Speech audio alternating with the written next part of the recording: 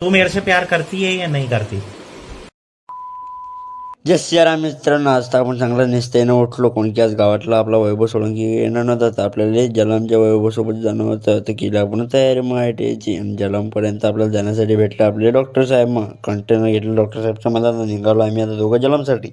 Doctor साहेबांनी पोचून दिलं आपल्या जलमने. मग बसलो थोडा वेळ जलमच्या बस स्टँडवरती. तेवढ्याचा वैभव दादा आले मग बस स्टँडवर. वैभव दादा सोबत तुषार बी होता. आता बसून गेलो मग आम्ही तिघं जण चाललो आता आयटीआयसाठी. पोहोचलो मग आम्ही औद्योगिक प्रशिक्षण संस्थेमध्ये शेगाव त्यांची फॉर्च्युनर पार्किंगला. आता गाडी पार्किंगला लावून ट्रेडमध्ये सगळे पोरं गिरं येऊन बसले होते. भाऊ म्हणत की स्वच्छता करावर आपल्या ट्रेडची जरा. भाऊची तर काही घरी झोपणी झाली वाटते म्हणून भाऊ डेस्कवरच झोपून गेले. सगळे पोरं इकडे अभ्यास करू राहिले. भाऊ इकडे शांतते मस्त झोपा काढून घेऊ राहिले. ब्रेक झाला पाणी प्यायला आलो बिल्डर सोबत टाकीवर.